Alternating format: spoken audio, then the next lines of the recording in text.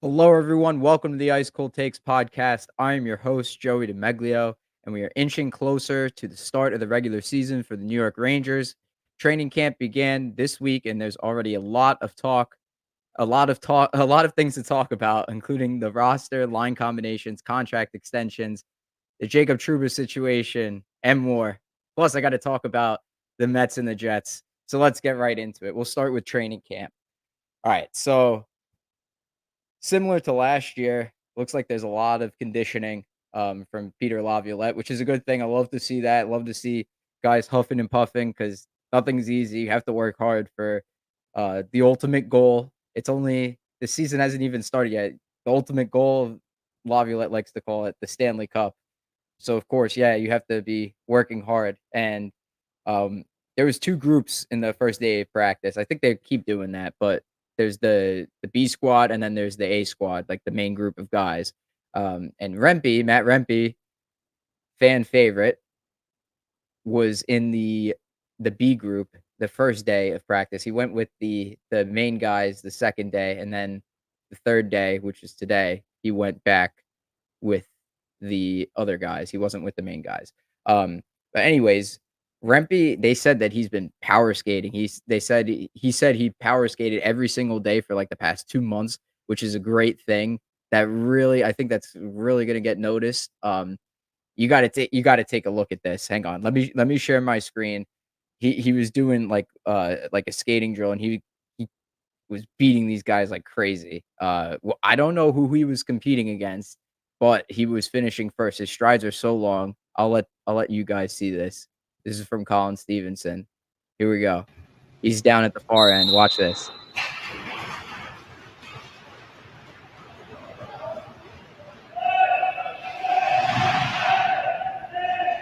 You're gonna see him pull ahead here. All these guys can barely skate.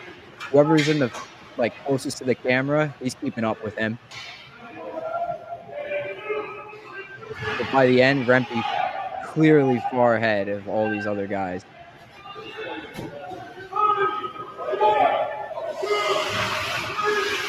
Beautiful.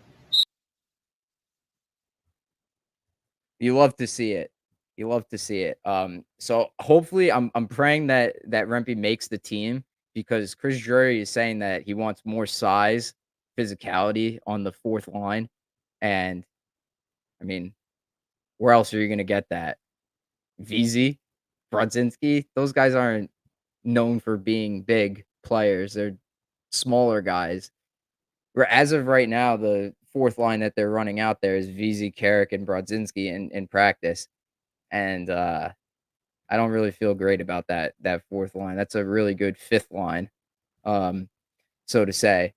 I would much rather have a fourth line of something like Cooley, Edstrom, and Rempe. That's a nitty gritty, young, albeit inexperienced, um, looking to prove something kind of line.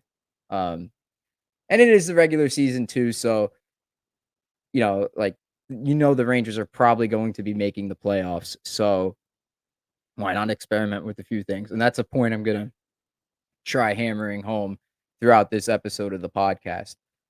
Another thing that I wanted to talk about was the defense pairings. And man, on the first day of practice, I was already losing my mind. I tweeted that. I'm already losing my mind between the stuff that was coming out about Trouba, the defense pairings, the line combinations. They keep trying Jacob Trouba and Keandre Miller, and we already know it does not work. The pairing is terrible. They're surprisingly, the analytics kind of like keep them average. Like they say they're not that bad if you just go off the analytics, but if you watch them, you know how many times they turn the puck over and where they turn the puck over and how uncomfortable Miller looks and how not himself he looks compared to when he's with Schneider. That pair, Trouba Miller, gave up 42 goals during the regular season in 2023-2024, which is tied for sixth most in the NHL according to Money Puck. They had the fourth most shot attempts against, and I'm guessing that is at all strengths because there's no filter for 5-on-5. In the playoffs, they gave up 21 high danger chances against at 5-on-5 according to Natural Stat Trick. That's a 34.38 high danger chance for percentage. Terrible. Absolutely terrible. The pair, it just doesn't work, man. It's horrible. But the pair, what was surprising to me is like I said about how the numbers seem to back up that it's a good pair, that it's like an average pair, Miller Trouba. The numbers for Miller Schneider say that it is a really bad pair. They don't look good at all, but we know that that was definitely the better pair. They communicated better. They made better zone exits, better entries. They weren't fumbling passes, they weren't turning the puck over as much. Maybe in the playoffs, they hit a couple rough patches, but I would much rather have 82 games of Miller and Schneider than 82 games of Miller and Trouba because we haven't seen that yet. So it's just really frustrating that the Rangers keep trying to do something that doesn't work. Keep doing the square peg into a round hole. It doesn't work. Try something new. It's training camp. Laviolette even said it. It's training camp. This is the time to experiment with things. And I really, really wish he does tinker with it. They've been trying Miller and Schneider in camp, but definitely not as much as they've been going with Miller and Trouba. Who knows? Maybe if Trouba is healthy this year, doesn't have a bad ankle, if he's fully healthy, maybe he can get to some sort of level where he's closer to $8 million than uh, league minimum salary and not play like an AHL level defenseman. I don't know if that's possible. Even just a little bit would definitely help the Rangers. At this point, based on how he played in the playoffs, I would rather have Jones Ruedel be your third pair, Trouba sit on the bench. I'm sorry. That's just how I feel. Moving on. Line combinations. Pretty much what we expected. Riley Smith is skating on the top line, the quote unquote top line with Kreider and Zibanejad. Capo Cock was on the third line with Cooley and Hedel. Uh, I mean, I expect Kakko to get a couple looks with Kreider and Zibanejad, but my concern is splitting up those two, Kreider and Zibanejad. I know that they've worked together, like that unit has worked together analytically in the past, but they don't have Buchnevich, they don't have Vetrano anymore. So I don't think the Rangers are it would be a good idea for them to keep going with that because they don't have a good complement there. Like, not saying Riley Smith's a bad player. I'm sure he's a good player, especially at 5-on-5. On a bad Pittsburgh team, his numbers were pretty good. But I don't think he's the answer for them. I think if you split the lines up and maybe do something similar to last year where you put Trocheck on the third line, Hedel on the second line. Maybe you try Zibanejad on the third line or Kreider on the third line, and you bump Zibanejad down to the second line or something like that. I don't know. Uh, but on roster spots, Laviolette made a couple interesting quotes. I'll give the credit to Molly Walker, of course, but I really like what he said here on roster spot. He's talking about the entire roster. He's not talking about like young guys, but to me, it is a direct message to them. Here's what he said. He said, quote, "There's always an opportunity for you to jump out of your shoes, knock us in the head, and say, 'I am here. I have arrived.'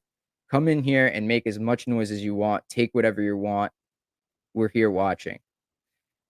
The reason why I think this is a message directed at the younger guys like Edstrom, Rempe, Brett Berard, Brennan Othman, is because last year Will Cooley made the team when no one expected him to. We all thought like it's going to be same old Rangers are going to go with the older guy, the more experienced guy, Brodzinski probably. Cooley made the team when no one expected him to. So can the same thing happen this year with a guy like Rempe or a guy like Berard, maybe Othman, Edstrom too? I mean, Drury did say they wanted more size and physicality. You're getting that with Edstrom and Rempe. So why not give it a try during the regular season? Even if it's only for like the first 10 or 15 games. Try it out, see what works, see if it doesn't work. They looked pretty good last season. I'd much rather have them than whatever last year's veterans were. Hitlick and Benino, Blake Wheeler. You get younger guys, they move a little bit faster. They might be bigger, but get some young blood in there, cause havoc for opposing teams early in the season, and you don't have to go with the same exact lineup every single game. You could interchange them. They did that at the beginning last year when Cooley made the team. They scratched VZ a couple times. They scratched Cooley. I actually they didn't scratch Cooley until that Boston game, which was near the end of the season in the second half. That was a long time. So he was a regular. They would scratch guys like Pitlick and VZ. Or I don't remember if they scratched, Benino, but VZ and Pitlick definitely were the scratches at the time for the Rangers. So you could interchange guys, and it's always good to have depth in your lineup. If there's injuries, and then there's competition too, push each other to be better so that you could stay in the lineup longer. So I'm it's not out of the question that 1 or all 4 of those guys make the team. It's gonna be tough for all 4, Edstrom, Rempe, Berard, and Othman to make the team because there's only so many lineup spots, like, I would much rather have 3 of those guys than VZ, Carrick, and Brodzinski, but I don't know where the 4th guy goes, you know what I mean? So you have 13 forwards there, I guess, if you want all 4 of those guys in the lineup or on the roster. The next quote was from was about Alexis Lafreniere, and he pretty much gave a non-answer. Peter Laviolette did, and there was nothing definitive. The big thing in this quote was there will be opportunity where things will get looked at differently through training camp, and not just for him. That's pretty much like, yeah, I'm not expecting much change here, and I think that's a huge mistake because you already know what you have in Zibanejad, Kreider, Panarin, Fox, and Trocheck as a unit. You know what they could do. You know that they're a really good, unit. They're gonna score for you during the regular season. They started off hot in the playoffs, but then they really cooled down and was probably a one of the bigger reasons why the Rangers lost that series. Like, if they get a couple power play goals here and there, maybe they push it to a 7th game. Ultimately, I don't think they come out on top, but maybe they push it to a 7th game. But if you have a younger guy, you don't know what you have. Why not Again, why not see what you have there first 15 games, and if he lights it up, go with it. You don't know what you have in Lafreniere. He's still young. People were ready to move on from him last season, and then I always, like, kinda scratch my head. I was always indifferent to that idea, but in the back of my head, I'm thinking it's a mistake because he's so young and on a different with a different coach. He gave him an opportunity to play and he thrived, and most of his points came at 5 on 5, which is what the Rangers need. You give him power play time, you don't know what you have. You know Zibanejad's got the one-timer. So if you change things up there, put Lafreniere there, maybe you give him a 1T, then maybe goalies won't expect that. Maybe he'll score some more goals. Change things up a little bit. The 15 games in the regular season to start, even in the preseason. See what works, see what doesn't work. Try it out. You have nothing to lose. You know the Rangers are gonna be a good team. If you know you're going to make the playoffs, why not experiment with them? At least 10, 15 games is all I'm asking. But if there's one thing I don't want to happen, it's that I hope Laviolette doesn't do what Gerard Gallant did in his 2nd season with the Rangers and experiment so much where he just throws everything into a blender and there's no continuity, there's no consistency. The guys turn on him by the end of the year. I would like it if for example, Kreider and Zibanejad. I would love it if he broke those 2 up, even if it's for like 10 or 15 games. Just do it and give it more than a game or 2 to see if it works. He would do it last season, Laviolette, but he wouldn't stick with it. It would be like a game, maybe 2. Maybe he'd try Cooley up on the top line with Kreider and Zibanejad, but that wouldn't stick. I wanna see something like a larger sample size. Give me something where it's like, "Okay, I know what it looks like without those guys, so we know it doesn't work. We won't go back to that. Fine, go back to Kreider and Zibanejad. Try Cooley again, try Smith, try Kako, maybe try Lafreniere, double shifting him with the Panarin Trocheck line, and then Kreider and Zibanejad. Maybe you do that." But back to Kreider and Zibanejad.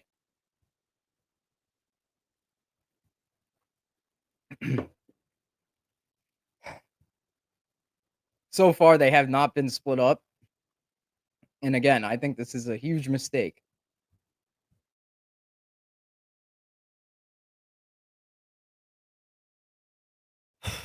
Jeez, coughing D. Too much, choking on water. I don't know what I'm doing. Too much time away from the podcast. I think that's the issue there. Anyways, Kreider and Zibanejad not being split up, big mistake. You know what you have or what you don't have there. They're not good at 5-on-5. They don't have the right complement. Chris Drury was unable to address that issue in the offseason. He kinda did with the Riley Smith trade, but that trade kinda helps them, is more intended, in my opinion, should be intended for a depth role, like a 3rd or a 2nd line kinda guy, middle 6, than a top line right wing spot. You don't have your Buchnevich, you don't have your Jake Gensel, you don't have your Zuccarello. He's not there. So, I don't know. I think a second line, if you keep your first line, Panarin, Trocheck, Lafreniere, then you could break those 2 up, Kreider and Zibanejad, into a second line of Kreider, Hedel, and Riley Smith, and a third line of, get this, Othman, Zibanejad, Kakko. I would love to see what that line looks like, that third line. Yeah, you're paying $8.5 million for a third line center, but who cares? You're giving him power play one time. He's gonna be killing penalties. Why would you be worried about the minutes? He's gonna be getting that. If you deploy your units equally, 5-on-5 wise, you're gonna get 20 minutes a night, 18, 20 minutes. And consider the fact that Zibanejad's not in his early 20s anymore. He's in his 30s. So you give him time to rest, to recuperate on the bench. You keep him healthy. That's what you need to prioritize. As you get older, you need to prioritize health. Look at the Mets and their pitching rotation. All the guys that they had to plug into their lineup. Yeah, it's worked out for them, but I bet if they had Senga healthy, they'd be in a much better spot than they are right now, even though they are in a pretty good spot. So you got to prioritize health because the Rangers aren't getting any younger unless they decide to inject Othman, Rempe, guys like Edstrom into the lineup. They're not getting any younger. You're basically doing the same thing as last season with Trocheck. You put Trocheck on the third line with, I guess it was Cooley and, Blake Wheeler, and then you have Hedel on the second line, Panarin, Hedel, and Lafreniere, and that worked until Hedel got hurt and Trocheck stepped up. You put Zibanejad down there. I would be comfortable either with him or Kreider on the third line. I think they would thrive in those roles because Zibanejad seems to wanna play more defense than offense, based on last season. We'll see how he is deployed and how he utilizes his shot in the regular season and preseason. Definitely the regular season. I'm not judging anything on preseason 'cause, he's probably not gonna try. Conserve his health.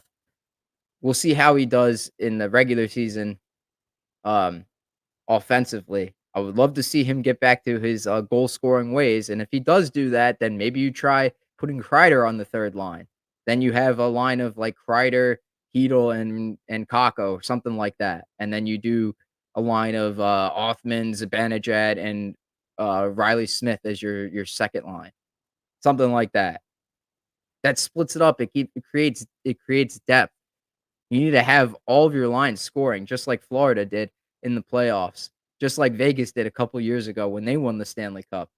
But you can't just rely on Panarin, Trocheck, and Lafreniere, and you already know Kreider and Zibanejad. It's a big question mark whether they could get it done or not. Who knows? Maybe they start off hot with Riley Smith and it works out. But if it tapers off, I think you really need to consider working out something like splitting those guys up rather than just putting a different winger on that line because you've been doing that for the past few years and it really hasn't worked aside from Frank Vetrano. That's it. That's the only player that's worked that the Rangers have had in the past few seasons since they've gotten rid of Buchnevich. So I don't want too many like experiments where it's just like you do it for one game, two games, a shift, one period. I want to see it prolonged, like 1 game or, 15 games, 20 games, maybe 30 games. I don't know, 25 games. See what happens. see what the analytics look like because we don't have a sample size on that stuff under Laviolette, at least. We pretty much had the same line combinations all throughout the regular season last year, at least the top 6 was, and then the bottom 6, I don't know, man. If Othman does what Laviolette says and it's hard not to notice, he might make the team. Same thing with Berard. Rempe, I'm looking at it as at the very least, I think he could be a 13th forward. I'd rather have him as a 13th forward than Brodzinski. Brodzinski, if you remember, if you listened to last week's episode, Nick said that Brodzinski is more valuable to the AHL than he is to the NHL because he's a leader. Guys like him. He's the captain. He scores goals. He could really help that team. But on the NHL, he really could only fit on the third line. And the Rangers don't really have a need for him at the moment on the third line because Hedel is healthy. If things change, however, maybe you bring him back up. But to start the season, as long as Hedel is healthy, I don't see him as much of a fit on the team. The Rangers are looking for size, and he doesn't bring that on the fourth line. So why put him there? Unless there's like a disconnect between Peter Laviolette and Chris Drury, I don't know what they're thinking. I don't understand that. Um, give me 1 second.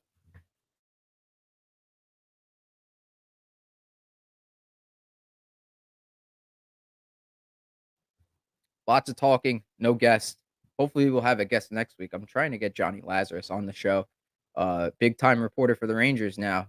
Rangers fan turned reporter. We all love him. Anyways, another thing that came out during camp was the Igor Shesterkin contract situation. He talked to reporters for the first time about that. Rangers Central says hydration D. Yes, absolutely. Um, Shesterkin pretty much gave no answer to the situation. He said he's going to let his agent play that out. He doesn't care. It sounds like he just wants to be paid, and I'm not saying that he doesn't deserve to be paid. Absolutely, he carried the team. He deserves the bag. He should get whatever he wants. Absolutely. It would be nice if he took a discount to prioritize winning, but I wouldn't I would not be upset with him if he goes to another team to chase whatever it is, 14% of the cap, 12% of the cap. I forget the exact number, something like 12 to $14 million. I wouldn't get mad at him for that. It wouldn't be a situation like where, all right, let's say the Rangers keep him this season, he walks in free agency, goes with another team, even if it's a rival. I would still stand up and clap for him, give him an ovation if he leaves. I wouldn't boo him. I would never do that because he's given it his all. He is the backbone of the Rangers, and I don't think anyone is saying that he doesn't deserve to get paid. I'm sure everyone would agree that without Shesterkin, the Rangers are not a good team. They just aren't. And everyone wants the Rangers to be good, of course. We all want the same thing here. The dilemma is that many fans recognize the Rangers need an elite goalie to be good. And it goes back to the Lundqvist days. The Rangers would not be at the level that they were at if they didn't have a good goaltender. Yeah, there was a stretch where Cam Talbot played for half of a season in 2015. And if it weren't for him, the Rangers wouldn't have won the President's Trophy. So yeah, fans recognize that the Rangers need a good goaltender to be good. The problem is others also recognize this and realize that's not a good thing. They don't want to be a good team solely because of goaltending. They want to make the team in front of the goalie much better and fear it would be impossible if such a large portion of the cap was devoted to one player and the goaltender. If you give a large contract to Shesterkin, you risk not being able to improve other areas on the roster. Sure, you might find a way to keep the other guys, the younger guys like Lafreniere and Miller and Schneider, if you get rid of Trouba, but that won't leave you with much room to get better. For for example, on 5 scoring, it won't leave you that much room to get better there. I think this is the thing that many fans just don't recognize. It's not that we don't want Shesterkin. We want him. We love him. We wish he would stick around, but for $12 million and with what the Rangers already have devoted to their cap space, if you do that, you're gonna have to not only get rid of Trouba, but you're gonna have to find a way to get rid of another big contract like Kreider or somehow convince Zibanejad to leave. If you're a good team and you have that money allocated to Shesterkin, why would Zibanejad waive his no movement clause? You know what I mean? If you give up Shesterkin, if you don't sign him, there's still no guarantee that you get everybody signed and improve the team. It just makes the chances of that happening much greater. So let's say the Rangers aren't as good of a team without Shesterkin, which obviously they won't be as good without Shesterkin. Let's say they run with Jonathan Quick for this year. They trade Shesterkin right now, just hypothetically. The Rangers don't make the playoffs, for example. You might be able to ask a guy like Zibanejad to waive his no movement clause and to create more space for you if you have to. I'm not saying that that's what's going to happen, but if you need more space to sign a guy like Lafreniere, Miller, Schneider to keep your core intact, you got to do it because Lafreniere and Fox and Miller and Schneider, those are the guys of the future. If Othman breaks out eventually, you already have guys in your pipeline that could fill out your bottom six. You have plenty of those guys. McConnell Barker, Sikora, Berard. Othman could be viewed as a middle six guy, not a top line guy. Perot is a top line guy. You have guys like that. You just need to focus on your top six. You already have Lafreniere. I think a guy like Trocheck is going to age beautifully. His contract is great. He plays like a 1C based on last year, and he's paid like a 2C. It's a fantastic contract, and it's not like he's, uh, got, like 1 or 2 years left. No, he's signed until through 27, 28. So they have another 4 years left with him. He's 31 years old. I think he's gonna age better than Zibanejad in terms of production and quality output. Maybe that's my ice cold take of the day. Um, let's see what the guys in the chat have to say. Matt says that Igor is not taking a discount. Watch him replicate his 22 season with the Vezina win, and then some team throws like 13 million at him. He can walk at that point. You can win with an elite goalie, but not because of an elite goalie. Yes, that is the difference. I was just going to say, look at Florida. This is my next point here. Look at Florida. You can't win a cup building around a goaltender. It just doesn't work. Ask yourself, how many teams in the last 5 or even 10 years have won the Stanley Cup only because they had a good goalie? The answer is 0. There are 0 teams that have built their team around just a goaltender. It's always built around a center, a defenseman, a big-time scoring winger like Ovechkin. 0 goaltenders. They all have good goaltenders, sure, but the goalie was not the reason for their success. It was always a scorer, a position player. The Panthers just won the cup. They had Bobrovsky making $10 million. Sure, people are going to point to that as an example, or Vasilevsky or Carey Price for making the playoffs or making the Stanley Cup.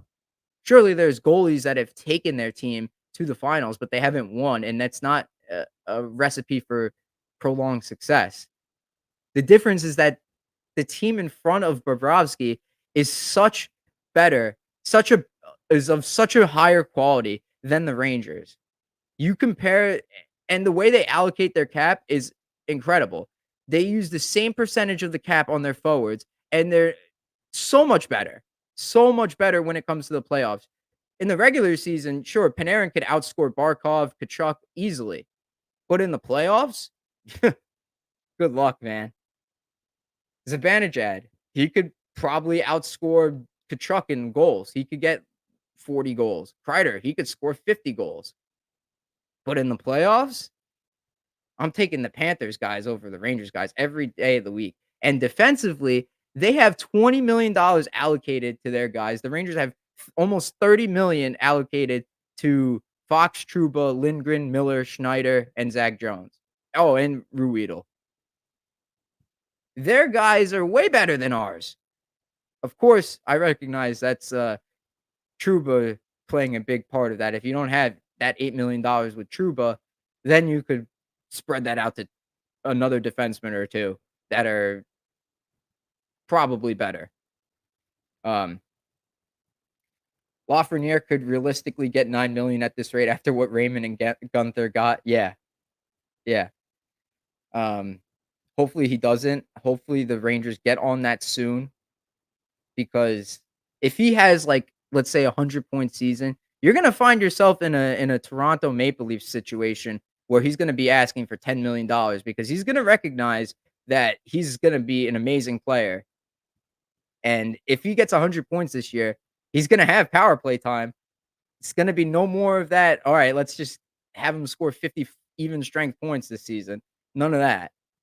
This is nothing against Igor. If the NHL had a luxury tax system, then cool, pay him. But in a hard cap league, you can't do that, especially with Lafreniere and Keandre's deals expiring. I'm not a fake fan. Don't tell that fact to Rangers fans, Joey. You'll be called a fake fan.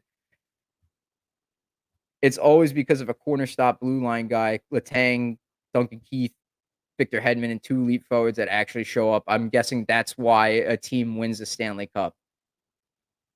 Laugh is gonna wait for after the season to sign at this rate, and yeah, I agree. And I think a team might offer sheet him, especially if the Rangers piss on themselves because of Igor. One thing that does concern me is that the organization is not head over heels for Garand. We don't hear as much about him as we did about Shesterkin. So that worries me. That makes me think that the Rangers desperately want to sign Shesterkin.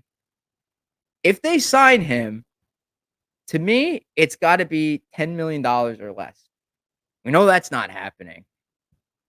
He deserves it. Shesterkin absolutely deserves it. It's gonna be tough. It's a very tough decision to make. I think there's risk either way.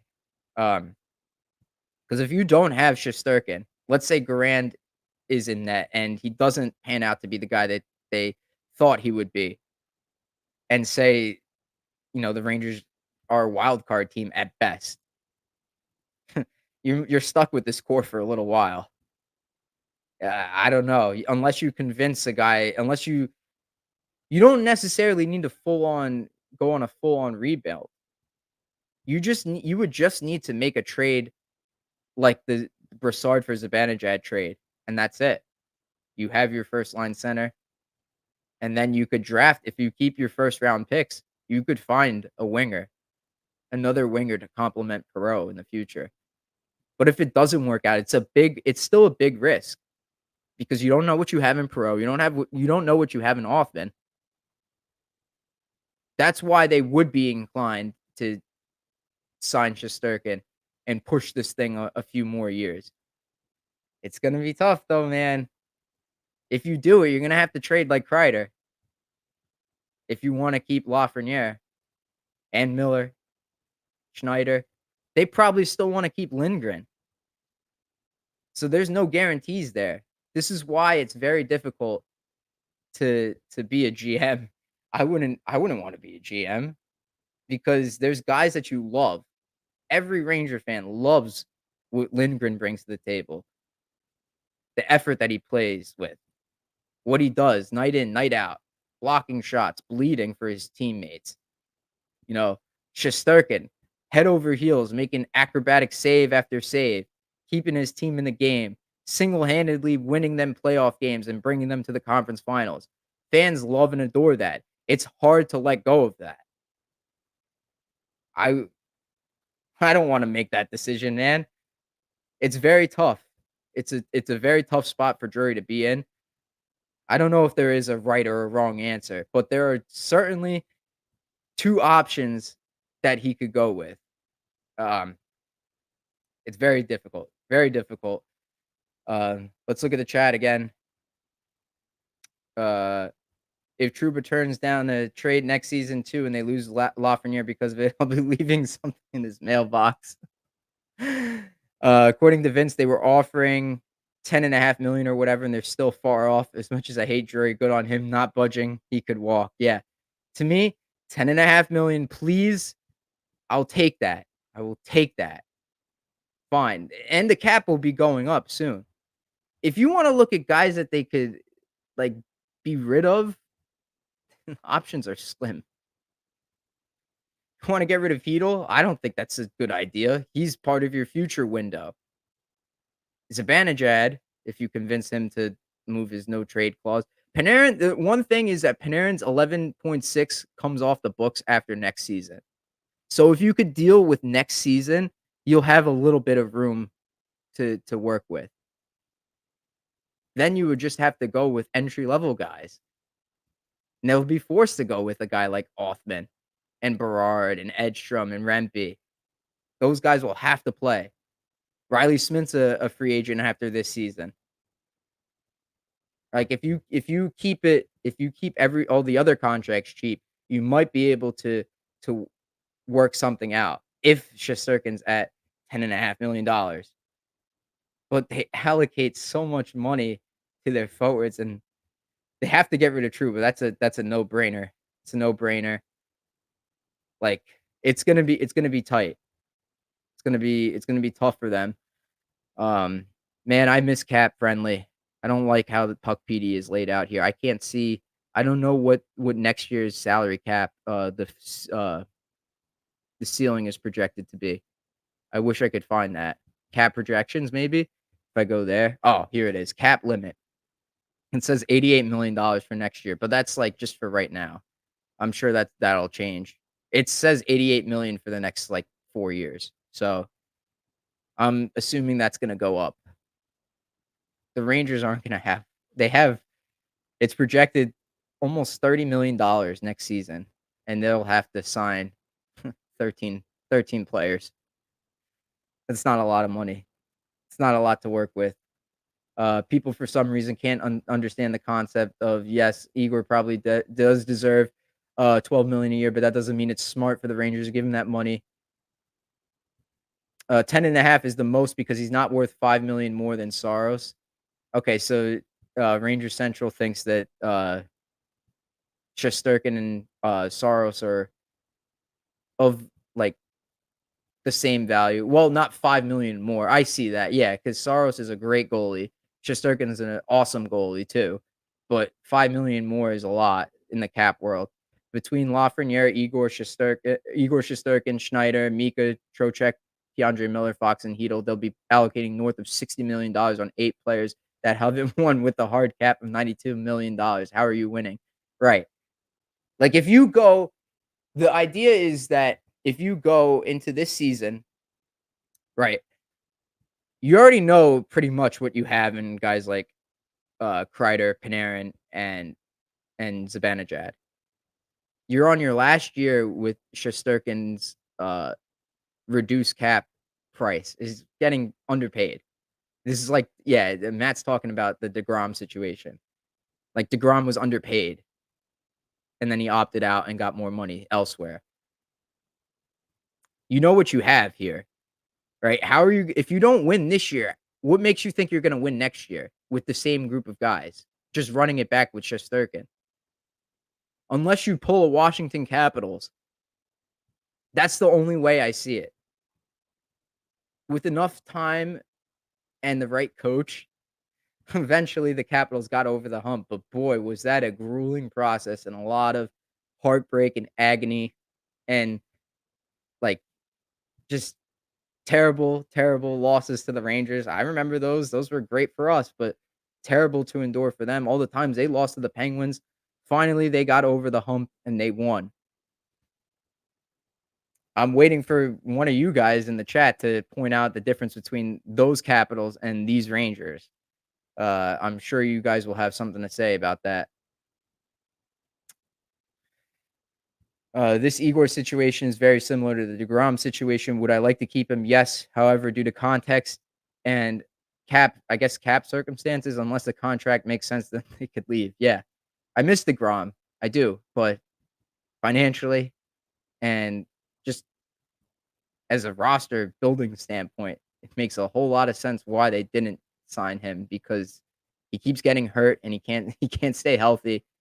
And the Mets are performing at the same rate. They're performing like a good team without him. It's fine.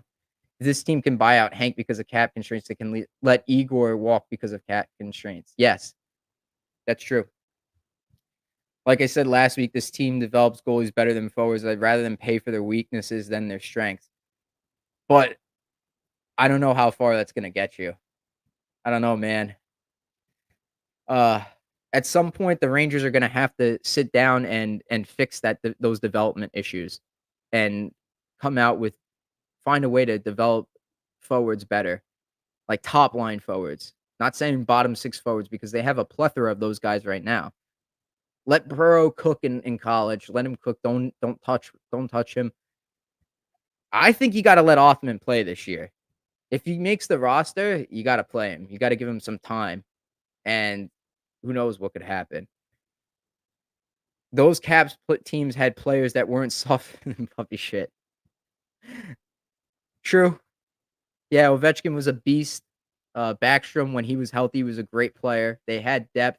Oshie, when he was healthy, again, he was great. Defensively, yeah, John Carlson was awesome. I think they had Stevenson on their Stanley Cup team. The Capitals had an elite defenseman in John Carlson, an elite goal scoring winger in Ovechkin, and an elite 1C in Backstrom. Those guys showed up in the playoffs. Same formula that Evan mentioned before. Yeah. If we get regular season Zibanejad in the playoffs, I can make the same argument. But we were getting like a really good production from Zibanejad up until the point when he got hurt in game 5 against the Hurricanes. I'll die on that hill. He was playing really well. He was playing a very, very solid two-way game. And I know the first 4 games were against the Capitals. Yes, I'm not denying that. But he was fine for at that point. It's after game 5 that he just completely disappeared. The Florida series, you couldn't find him on the map. So, I don't know, man. Ranger Central Evan I agree, but if Eichel or McDavid hit the market, those are guys worth paying over Igor. But if they how are they gonna there's no guarantee that they hit the market. You can't play for something that might not happen. You know what I mean? Like that's a tough situation. Like the Oilers just paid for Draisaitl. They just extended him, right? They still have their team intact. I know they lost their guy, like 2 of their RFAs, but they prioritized Draisaitl over them, which is obviously the right thing to do. Um, if they run it back and they make the cup, make it to the cup and win the cup, what makes you think McDavid's gonna leave? Right? Like if they offer him good money and he's already won, why would he want to leave? I could see if they don't win, if they can't win, I could see him jumping ship and saying, "See you later, Edmonton. I'm going to the Rangers because they're giving me money and they have a good team." I could see him doing that. Eichel, same thing. At that point, he'd wanted the bag over a chance to win. I don't know. If Edmonton is willing to make like the financial commitment to him and they still have a solid enough team, he might want to stay, keep winning. I don't know. I don't know how McDavid is as a person. I don't know. It's risky. Eichel, I could see because the Golden Knights have so many big contracts on their team. The only way McDavid hits free agency is if the Oilers don't win the cup. That's the only guaranteed way of him hitting free agency. I don't think it's a good idea to bank just on that. Yeah, you definitely want to. If those guys hit free agency, yeah, pay them. I think the Rangers got screwed with the Trouba situation, and they weren't able to make a play at a guy like Gensel. I think that screwed them up big time, and I don't think Drury had a backup plan, in which case, that's bad on him. It's not good GMing, and both of you guys, Matt and Evan, you guys know how much I like to defend Drury. Hmm, that's on him. That's a bad, that's a bad, move on his part to not be prepared for something like that to happen. He was a savage with the Goudreau thing, but when it came to Trouba, whether it did or didn't happen, and we'll move into that right now, that's on him. So, speaking of Trouba, he spoke to the media for the first time since the rumors hit, and he made sort of a backhanded comment about the media to Molly Walker, who guess who she works for? The New York Post, which is the publication that posted those rumors about Trouba during the summer that we all knew and loved. If you find out, let me know, is what he said.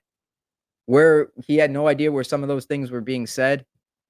And then he said something along the lines to a different reporter, answering a different reporter's question. Like, I would love it if someone could verify a source. So you have Larry Brooks doubling down on reports, his own reports that Trouba would not go to a team that wasn't on his list of accepted teams.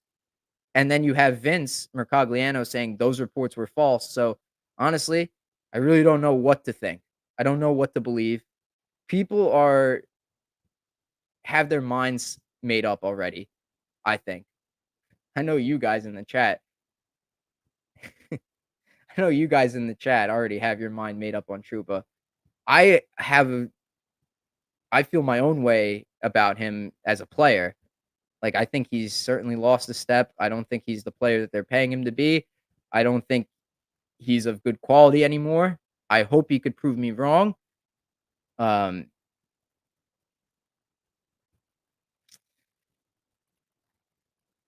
that brings me to my next point, which is the ice cold take segment for this week. Should Rangers fans boo Trouba? Are they even allowed to?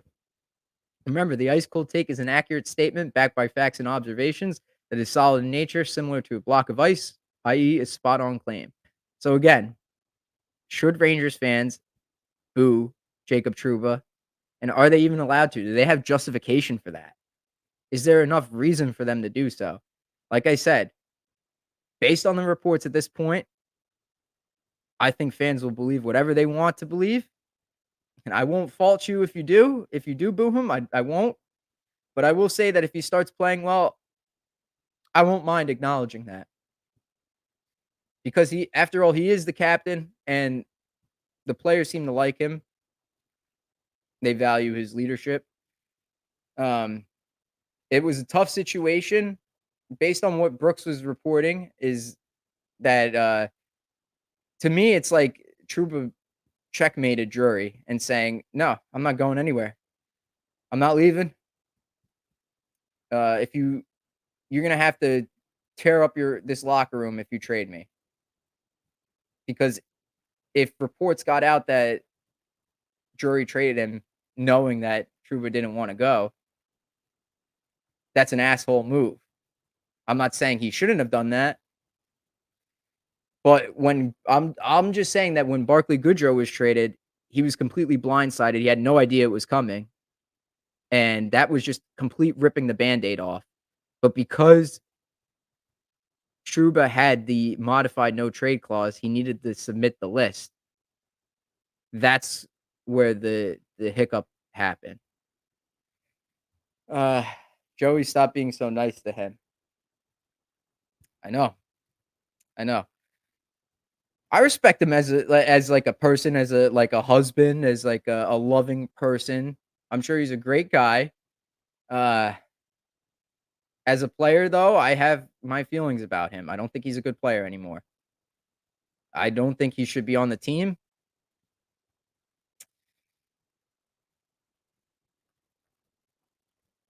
I don't know. I don't know what to believe. I don't know what's true and what's not true. I wish we could have some more clarity. Brooks seems to be uh dead on. Like he said, his sources were impeccable. But you look at what Trouba said, and he said some of the things that were snowballing or just not true. Uh, we don't know what he's referring to, whether it's like what fans said about him on social media, whether that's him denying reporting to teams if he got traded. Uh, he could have put him on waivers. Yeah, he should have put him on waivers. If he passes through, send him to Hartford and say you're either playing in the AHL or accepting a trade. I would have done the same thing. That was what I was saying. Like, why couldn't he have done that? Something else must have been going on. But I don't think we'll know until like for years at least. One thing's for sure, I don't think he's going to be on the team after this season. Um, Again, it's a tough situation to be in. This really, really handicapped the Rangers to make moves this offseason. If they position themselves to acquire a guy like Jake Gensel and make a free agent offer for him, maybe they do trade for his rights and then sign him to an 8-year extension. Things are a whole lot different. They probably don't trade for Riley Smith. Maybe Kako gets traded. I don't know. He's just saying the right things. Maybe. Maybe. I don't know. I'm really pissed off about the whole situation. I wish they would have went through with it and been done with it. I'm gonna fault Drury for that a little bit. And that's a big coming from me because I always seem to defend Drury. I defended him at the trade deadline with the Gensel thing because I didn't know what Pittsburgh was asking for. There was not enough clarity on that. And we're not gonna find out about that. And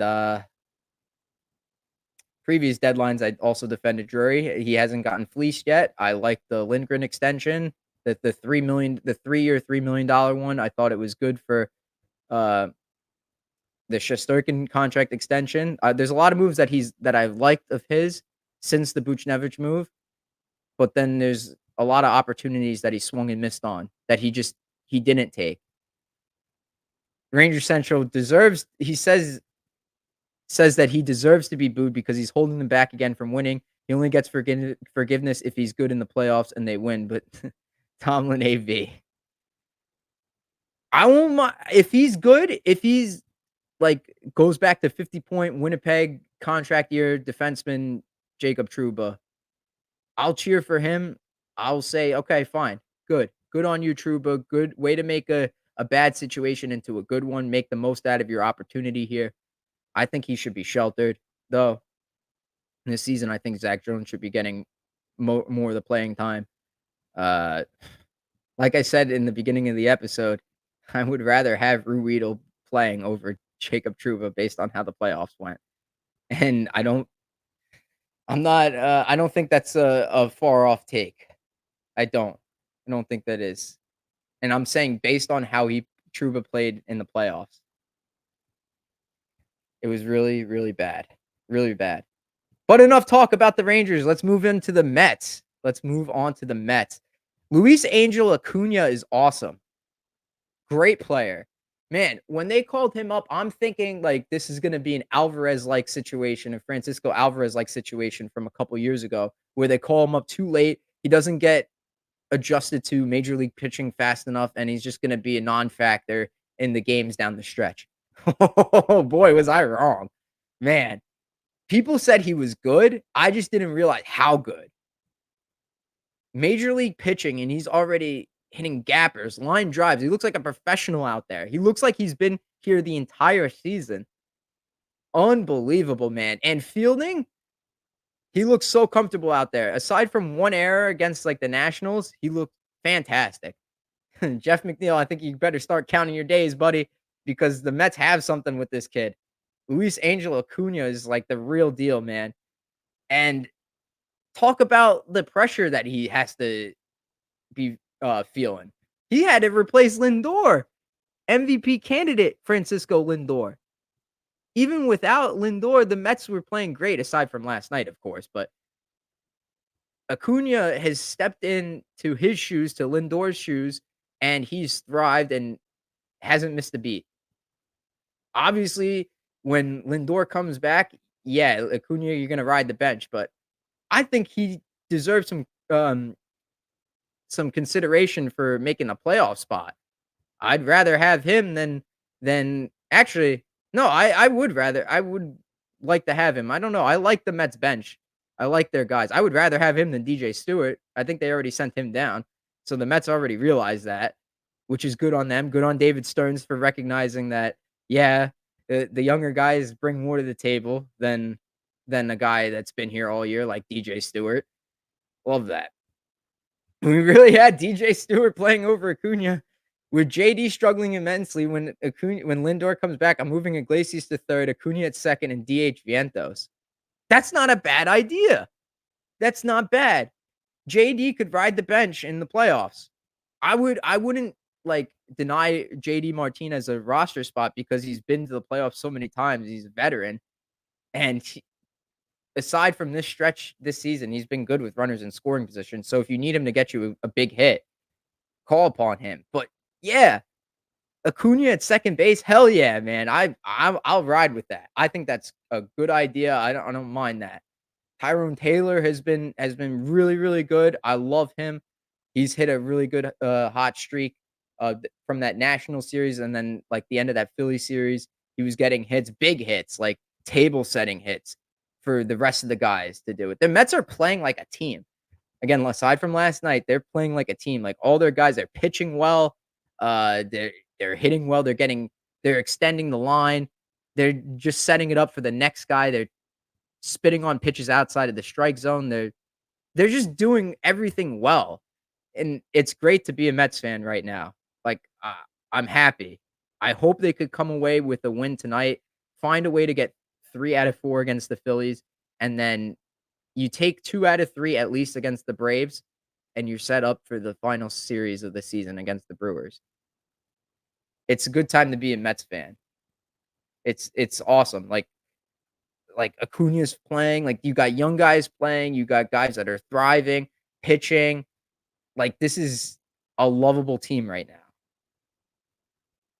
It's very exciting. It's also very exciting to be a New York Jets fan right now.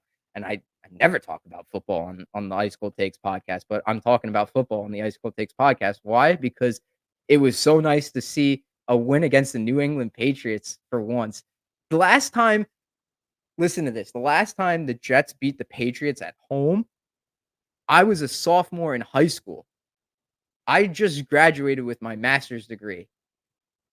That's an insane amount of time because the I was about to say the Mets and then the Rangers, and now I'm saying the Jets.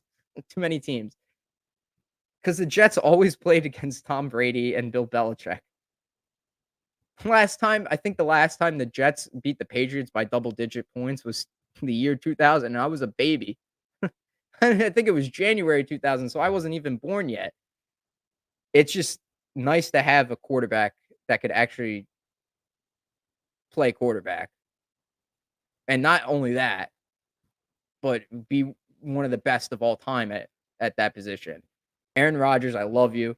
I hope the media doesn't pick on him too much this season. Like, I don't believe any of those reports. I think it was like Diana Rossini. I'm sure she's like really good at her job. I'm sure she's a great writer. Is a nice person. So I don't want to like disparage her, but I don't believe any of those reports that like the Jets locker room is like a bad place, is that it's toxic with Rodgers there. I think it's doing pretty well right now because they're finally winning games. That building was so loud. I'm listening to the game on the radio on Thursday night. I'm coming home from work. That game is so loud. I could barely hear the announcers calling the game on the radio because of how loud the fans were. Like on defense, on offense, so excited because Rodgers is healthy. Uh, the Grimace seat. Oh yeah, justice for Grimace. Yeah, sort of a rallying cry for the Mets is the Grimace Mets and the seat. Yeah, okay, there we go. I mentioned it. It's great to finally have a quarterback in Rodgers who can move the ball up the field. You know what's a crazy stat is that all of last season, the amount of times the Jets had back-to-back scoring drives with touchdowns, back-to-back drives with touchdowns, twice. The amount of times they've done that this season in 3 games, twice. Yeah, Zach Wilson sucks. I liked you. I liked you, Zach Wilson.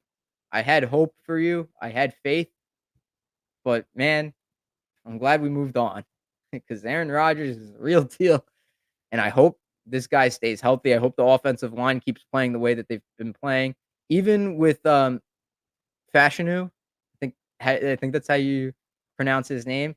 Coming in for the injured left tackle, was it left tackle or right tackle? I think he the he was playing the opposite of his natural position. So whatever that is, he looked good in that short amount of time. What was it? Moses went down with an injury. Yeah, the offensive line for once looks pretty good. It's nice to not only have a good quarterback. Morgan Moses at right tackle got hurt. So Fashanu went in, the Jets' first round pick this season, went in and played right tackle, naturally a left tackle, and he did pretty well. I saw a nice clip of him like defending some pressure, which is really nice. I'm not too knowledgeable about about that as I am about hockey, just because uh, I pay way more attention to hockey than I do football. Maybe that'll change this year. We'll have to see. Um, but as I was saying, not only is it nice to just have a quarterback that could move the ball up the field and is also one of the greatest of all time at that position, it's nice to have a set offensive line that's not changing every single week. The Jets' offensive line last season was like the Rangers under Gallant in his second season with all the line combinations, all the line switching and the line blending. I get that it was because of injuries and stuff, but a lot of it was ineptitude. It was just not good last season. Braylon Allen looks like a beast. He looks awesome, and Allen Lazard looks amazing. I can't believe I'm saying that. He looks like a different player than he was last season with Rodgers there. I don't know what it is. The first, like, pass attempt that the first target he had this season in that game against the 49ers, he dropped, and I'm like, "Oh, whoop-de-doo. Here we go again. More of the same. Get rid of this guy." And then ever since then, he's been fairly steady.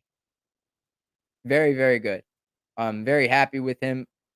Mike Williams seems to be coming along, nicely from his injury. I have Breece Hall on my fantasy team, so hopefully they keep giving him the ball. I like that they're splitting the carries, though, between him and Allen, keeping Breece fresh because an explosive Breece is a good Breece.